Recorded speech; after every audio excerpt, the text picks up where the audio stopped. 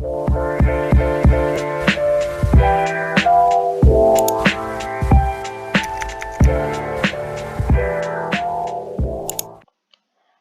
pagi, selamat siang, selamat sore, dan selamat malam. Saya Srinita Putri Agatha Marbun dengan NIM 1112820251115 dari Prodi Ilmu Kesehatan Masyarakat kelas C. Di sini saya akan menjelaskan pengerjaan dari soal mata kuliah Biostatistik, Deskriptif, dan Inferensial yang diampu oleh Ibu Amrina Rosyada, SKM MPH. Adapun soalnya sebagai berikut. Suatu penelitian ingin mengetahui hubungan status merokok ibu hamil dengan berat badan bayi yang dilahirkan. Responden terbagi dalam dua kelompok, yaitu mereka yang merokok 40 orang dan yang tidak merokok 50 orang.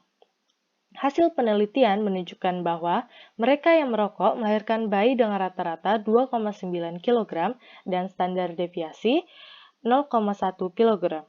Sedangkan mereka yang tidak merokok melahirkan bayi dengan rata-rata 3,2 kg dengan standar deviasi 0,1 kg. Ujilah apakah ibu yang merokok akan melahirkan berat bayi yang lebih rendah dibandingkan ibu yang tidak merokok dengan alfa 5%. Dari soal tersebut, diketahui X1 dan X2-nya, di mana X1 merupakan kelompok ibu yang merokok dengan jumlah orangnya 40, dengan rata-rata berat bayinya 2,9 dan standar deviasinya 0,1. Untuk X2 atau kelompok ibu yang tidak merokok, memiliki jumlah orangnya 50 orang, dengan rata-rata berat bayinya 3,2 kg, dan standar deviasinya 0,1 kg. Sebelum ke penyelesaian, adapun perumusan H0 dan HA, di mana H0 menyatakan tidak terdapat perbedaan antara rata-rata berat badan bayi dari ibu yang merokok dan ibu tidak merokok. Sedangkan HA menyatakan terdapat perbedaan antara rata-rata berat badan bayi dari ibu yang merokok dan ibu tidak merokok. Kemudian kita lanjut ke bagian penyelesaian. Pada pengerjaan soal ini, kita akan menggunakan rumus T ini, di mana rumus standar deviasi populasi sudah terkandung di dalamnya. Yang ini bagian saya tunjuk. Baik, kita akan mulai ke langkah penyelesaiannya. Langkah pertama, kita akan menyelesaikan bagian atasnya terlebih dahulu, yaitu X1 bar dikurang X2 bar. X1 bar dikurang dengan X2 bar. Kemudian kita rapikan penulisannya.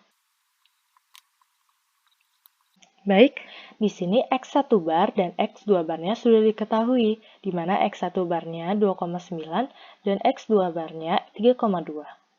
Sehingga kita langsung saja X1 bar dikurang dengan X2 bar, mendapatkan hasil min 0,3. Kemudian, kita akan mengerjakan bagian standar deviasi populasi ini di bagian pembilang terlebih dahulu. Langkah kedua, N1 dikurang 1 dikali dengan S1 kuadrat ditambah N2 dikurang 1 dikali dengan S2 kuadrat. Saya rapikan terlebih dahulu.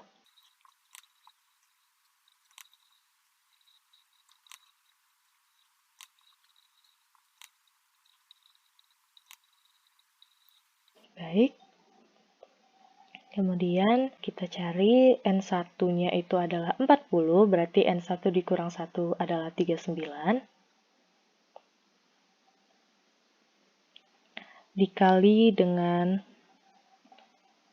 S1 kuadrat, berarti S1-nya adalah 0,1. 0,1 pangkat 2. Kemudian ditambah dengan N2 kurang 1. N2 di sini berjumlah 50, berarti dikurang 1 sama dengan 49. Dikali dengan S2 kuadrat. S2-nya juga sama, 0,1. Berarti 0,1 di pangkat 2. Sehingga mendapatkan hasil 0,88. Kemudian kita akan mencari penyebutnya, yaitu N1 ditambah dengan N2 dikurang dengan 2 sama dengan N1-nya di sini ada 40, kita tambah dengan N2-nya 50, kemudian kita kurang dengan 2, menghasilkan angka 88. Kemudian kita lanjut ke langkah keempat, yaitu pembagian langkah kedua dan langkah ketiga.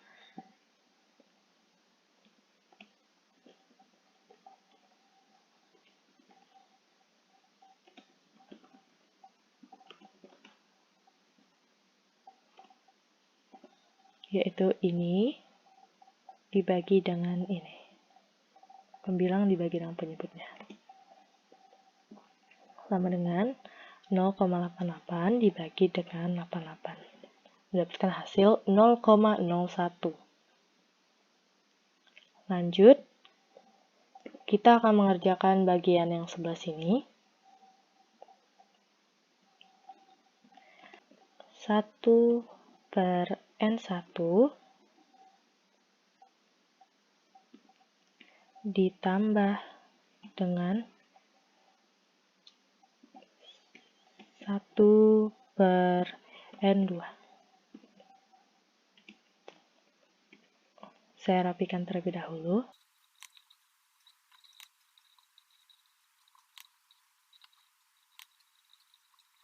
Baik, kita akan mulai mengerjakannya, di mana 1/N1-nya, yaitu 40, ditambah dengan 1/N2-nya, yaitu 50. Dapatkan hasil 0,045. Kemudian, langkah ke-6 yaitu perkalian antara langkah keempat dengan langkah kelima. 6 perkalian langkah 4 dan 5. Maka 0,01 dikalikan dengan 0,045. Dapatkan hasil 0,00045. Kemudian hasil 0,00045 ini kita akarkan.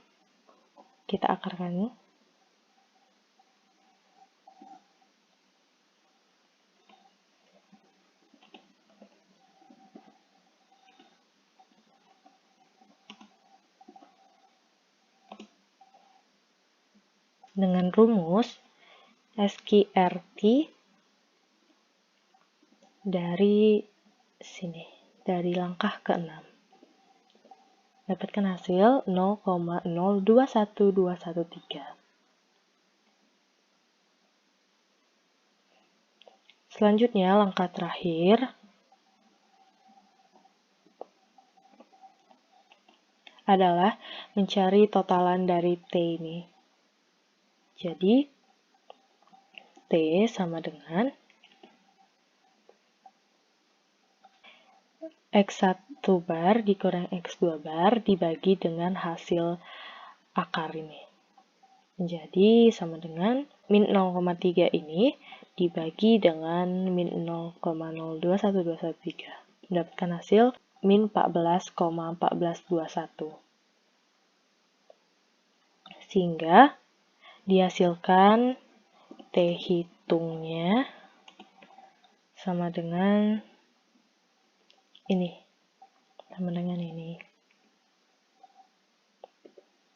Kemudian T tabel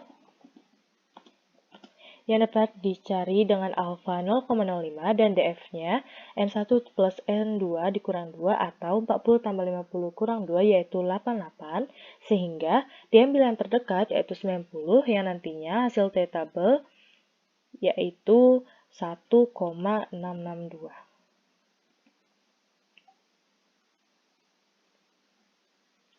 Jadi, dapat disimpulkan bahwa T hitung lebih kecil sama dengan T-tabel. Sehingga terdapat perbedaan nyata atau hipotesis yang didapat adalah H0 ditolak dan HA diterima. Yang artinya bahwa terdapat perbedaan antara rata-rata berat badan bayi dari ibu yang merokok dan ibu tidak merokok. Sehingga dari uji T independen ini didapatkan bahwa ibu yang merokok akan melahirkan berat bayi yang lebih rendah dibandingkan ibu yang tidak merokok. Sekian penjelasan jawaban dari saya. Terima kasih atas perhatiannya. Sampai jumpa.